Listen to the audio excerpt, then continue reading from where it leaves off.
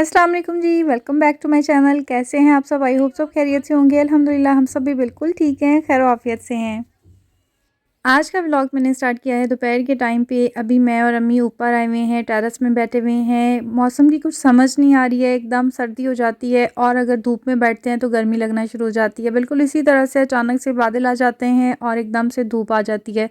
तो कुछ भी समझ में नहीं आ रहा है। ये बेमौसमी सा मौसम है, यानी कि मार्च के महीने में अच्छा खासा मौसम होता था, गर्मी लगना शुरू हो जाती थी।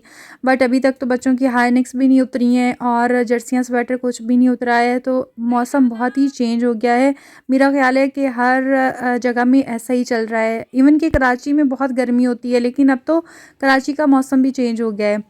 लास्ट ईयर की अगर बात कर ली जाए तो तब भी रमज़ानुल मुबारक के महीने में इसी तरह का मौसम था। अब जैसे कि माशाल्लाह बहुत कम दिन रह गए हैं, रमज़ानुल मुबारक का महीना आने वाला है और तैयारियां सबकी ज़ोरों पे चल रही हैं। बट वेदर की अगर बात की जाए तो तब भी ऐसा ही था। थोड़ी सी अगर गर्मी होती थी तो एकदम से बारिश आ जाती थी और फिर वैसे ही ठंड होना शुरू हो जाती थी।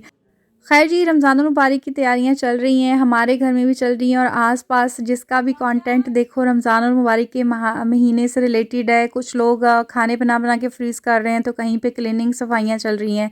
हमारे यहाँ पे काफ़ी काम हो चुका था, बट मेरा ये था कि मैं मायके चली गई थी, वापस आके फिर हमने वहीं से कंटिन्यू किया। बर्तन वगैरह साफ़ करवा के रखवाए हैं और बाकी कुछ सेटिंग वगैरह चेंज की है, जो कि मैं थोड़ा सा आगे जाके आपको दिखाऊँगी। तैयारियां तो हम कर ही रहे हैं, साथ-साथ ईद की भी चल रही हैं, रमज़ान मुबारक की भी चल रही हैं। बहुत ज़्यादा एक्साइटमेंट होती है और हम लोग बहुत खुशकिस्मत हैं कि अल्लाह ताला ने हमारी ज़िंदगी में एक और मौका दिया रमज़ान मुबारक के महीने की बरकतें और रहमतें समेटने का।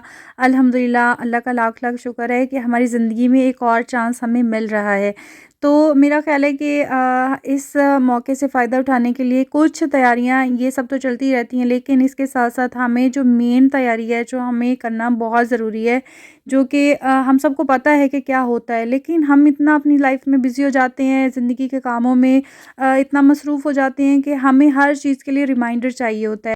जब भी रमज़ान मुबारक का महीना आता है तो हमारे घरों में स्पेशल एहतमाम किया जाता है, क्लीनिंग भी ख़ास की जाती है, यानी कि हम कहते हैं कि हर चीज़ पाक साफ़ होनी चाहिए, डीप क्लीनिंग होनी चाहिए। ये सब भी बहुत ज़रूरी है, लेकिन इसके साथ-साथ हमारी जो नीयतें हैं उनको ख़ालिस करना भी बेहद ज़रूरी है, यानी कि अपने दिल की सफ़ाई करना भी बहुत ज़रूरी है। अगर हमारा दिल ही साफ़ नहीं होगा, हमारे दिल में किसी के लिए कदूरत, बुग़्ज़, हसद होगा, तो आप खुद ही सोचें हमारी मेहनत जो हम करते हैं, हम पूरा दिन भूखा प्यासा रहते हैं, इबादत करते हैं, नमाज़ पढ़ते हैं, तो क्या फ़ायदा ऐसी नमाज़ों का, क्या फ़ायदा ऐसी इबादत का जब हमारा दिल ही साफ़ नहीं है। दिलों में तो खुदा बसता है ना, तो जब दिल ही हमारा साफ़ नहीं होगा तो वहाँ पे अल्लाह का करम कैसे होगा।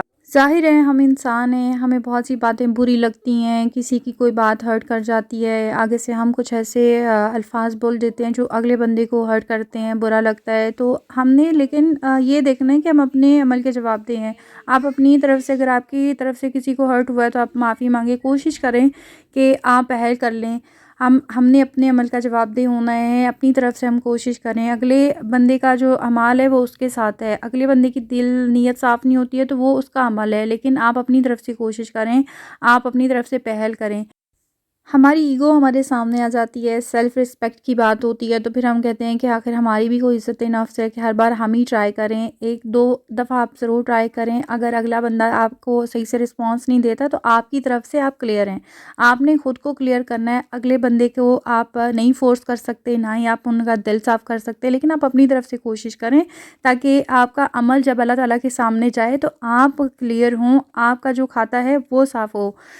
हमारे प्यारे नबी हज़रत मोहम्मद सल्लल्लाहु अलैहि वसल्लम ने फरमाया कि हर इंसान का जो नामा माल है, हर मंडे और थर्सडे को अल्लाह ताला के हज़ूर पेश किया जाता है, यानी कि हर सोमवार और जुमेरात को अल्लाह ताला के हज़ूर पेश किया जाता है, यानी उनका वीकली नामा माल हमारा जाता है। तो जिनके तो अच्छे अमाल होते हैं, जिन्होंने किसी का दिल नहीं दुखाया होता, जिन्होंने ज़्यादती नहीं की होती, अल्लाह ताला बहुत ज़्यादा खुश होते हैं उनके नामा माल देख के। इसीलिए हमारे प्यारे नबी हज़रत मोहम्मद सल्लल्लाहु अलैहि वसल्लम हर सोमवार और जुमेरात को रोज़ा रखा करते थे, ताकि अल्लाह ताला को नबी पर मोहब्बत आए कि मेरा बंदा भूखा प्यासा मुझसे दुआ करता है तो अल्लाह ताला दुआ कबूल करते हैं। इसीलिए हम कहते हैं ना कि हमारे प्यारे नबी हज़रत मोहम्मद सल्लल्लाहु अलैहि वसल्लम हर जुमेरात और सोमवार को रोज़ा रखते थे, तो हम भी कभी-कभार रखते हैं कि आप सल्लल्लाहु अलैहि वसल्लम को सोमवार का और जुमेरात का रोज़ा पसंद होता था। हमने रोज़े रखे, इबादत की, नमाज़ें पढ़ी, तहज्जुद पढ़ी, तस्बीहात की, सब कुछ किया, लेकिन इसके बाद भी अल्लाह ताला के पास जब हमारा नामा-ए-माल जाएगा तो अल्लाह ताला फरमाएँगे इन दोनों को रहने दो, जब तक कि ये आपस में सुलह न कर लें, यहाँ तक कि अल्लाह ताला इनके अमाल भी देखना पसंद नहीं करेंगे। अस्तगफिरुल्लाह। हम जितनी भी नमाज़ें पढ़ लें, जितनी भी तस्बीहात कर लें, इबादत कर लें, लेकिन हम पे रहमतें नहीं बरसेंगी जब तक कि हमारा दिल साफ़ नहीं होगा, हमारा दिल खालिस नहीं होगा, हमारी नीयत साफ़ नहीं होगी किसी दूसरे के लिए जिसके साथ आप के दिल में गुस्सा है, आपके दिल में बुग़्ज़ है, हसद है। रमज़ान से पहले ये काम कर लें, वरना कोई इबादत कबूल नहीं होगी, रहमतें नहीं बरसेंगी। इतना बाबरकत महीना है, इस महीने की तैयारियों में हम इतना मगन हैं, जब तक हम ये नहीं करेंगे ना तो कोई फ़ायदा नहीं है, भूखा प्यासा रहने का फ़ायदा नहीं है। इतने-इतने घंटे लगातार हम अल्लाह की रज़ा के लिए भूखे रहेंगे, प्यासे रहेंगे कि अल्लाह ताला हमसे राज़ी हो जाएँ। लेकिन इस सब के साथ-साथ ये काम भी बेहद ज़रूरी है। खैर जी, हमारी तैयारियां भी चल रही हैं और अभी तक कंप्लीट नहीं हुई हैं क्योंकि काफ़ी काम है जो करने वाले हैं। अभी हम लोगों ने जस्ट क्लीनिंग की है थोड़ी बहुत और सेटिंग चेंज की है। आपने देखा कि डाइनिंग टेबल जो है ड्राइंग रूम से उठा के हम लोगों ने टीवी लाउंज में रख दी है किचन के बिल्कुल सामने, ताकि इफ्तार के टाइम पे हमें जगह कम पड़ जाती है। वो जो छोटे वाला टेबल आप अक्सर देखते हैं लकड़ी का, वो कम पड़ जाता है। तो इस बार हम लोगों ने सेटिंग चेंज की है और बहुत अच्छी लग रही है, मेरा ख्याल है सूट कर रही थी। तो ये आइडिया वैसे अम्मी का था, मेरी मदर इन लॉ का था, लेकिन वो मेरा इंतज़ार कर रही थी कि जब मैं आऊँगी तो तब करेंगे देख के। तो फिर हम लोगों ने सारा एडजस्टमेंट वगैरह करके तो ये सेटिंग कर ली है आज। इसके बाद जो हम करेंगे कुछ प्रिपरेशन, क्योंकि हमारी ग्रॉसरी करने वाली थी, ग्रॉसरी भी काफ़ी हद तक हो चुकी है। अब ये जो नेक्स्ट वीडियो आएगी वो काफ़ी ज़्यादा हेल्पफुल होगी आपके लिए, आपने ज़रूर वॉच करनी है, स्पेशली उनके लिए जिनके घर में छोटे बच्चे हैं और साथ उन्हें नमाज़ पढ़नी है, कुरान पाक पढ़ना होता है। यानी कि रमज़ान में हम लोग थोड़ा एक्स्ट्रा इबादत करते हैं ताकि हमारा जो है ना डबल 2 गुना सवाब हमें मिलता है। तो हर किसी की कोशिश होती है कि एक्स्ट्रा इबादत की जाए आम दिनों की निस्बत। ये आखिर इतना ख़ास महीना है तो इस महीने से फ़ायदा उठाया जाए। तो फ़ायदा आप तभी उठा सकते हैं जब आप घर के कामों से थोड़ा-सा रिलैक्स रहें, घर के कामों में इतना बिज़ी ना हों, तभी ऐसा कर सकते हैं। तो उसके लिए मैंने आपके साथ छोटी-छोटी टिप्स शेयर करनी है, कुछ ऐसे तरीके आपको बताने हैं जो आप अपना टाइम सेव कर सकते हैं। जी जनाब, तो साथ-साथ हमारे काम भी चल रहे थे। काम मेरा हो गया है फिनिश ऑलमोस्ट। ये मेरी शाम की रूटीन है, खाना बन चुका है और आज अम्मी की तबीयत थोड़ी डाउन थी तो वो रेस्ट कर रही थी। ज़ाविर भी स्कूल से आके सो गया था और मामू नमाज़ पढ़ने के लिए मेरा ख़्याल है गए हुए थे। तो बस मैंने अपना काम निपटाया है। इसके बाद जो है मैं भी नमाज़ पढ़ूँगी और थोड़ा-सा मैं रेस्ट करूँगी। उसके बाद जो है हमारा खाने का टाइम हो जाता है, तो खाने के लिए दोबारा से मैं किचन में आ जाऊँगी। जिन घरों में छोटे बच्चे होते हैं तो माँओं ने बच्चों को भी देखना होता है, क्योंकि बच्चों के थोड़े-थोड़े काम निकलते रहते हैं, कुछ ना कुछ, कभी वॉशरूम जाना, कभी कपड़े चेंज करने, कभी कोई खाना-वाना खिलाना है। तो इसलिए अपनी जो है ना हमने आसानी के लिए कुछ ऐसी चीज़ें रखी होती हैं फ्रिज में जिसके बनाने में ईज़ी रह जाएँ, टाइम ना ज़्यादा लें। जैसे कि आपने देखा कि हम लोगों के अक्सर जो है जो चने हैं वो बॉयल करके हमने रखे होते हैं। तो बॉयल चने रखने का फ़ायदा ये होता है कि आप मसाला बनाते हो, उसके अंदर चने डालते हो और मज़ेदार सा आपका जो खाना रेडी हो जाता है जस्ट 5 से 10 मिनट में। 10 मिनट जो लगते हैं वो जस्ट भुनाई के रखते हैं। अगर आप पानी गर्म करके भी ऐड कर देंगी ना तब भी आपके लिए बहुत ही ईज़ी हो जाता है। तो आज खाने में भी मैंने चने बनाए हैं और साथ में ज़ीरे का तड़का लगा के राइस बनाऊँगी। ये बहुत ही मज़े का कॉम्बिनेशन होता है। अब अगर आपने अभी तक ट्राई नहीं किया तो आप भी ज़रूर कीजिएगा। ढाबा स्टाइल चने बना के आप साथ में तड़के वाले चावल खाएँ, बहुत ही मज़ा आएगा आपको।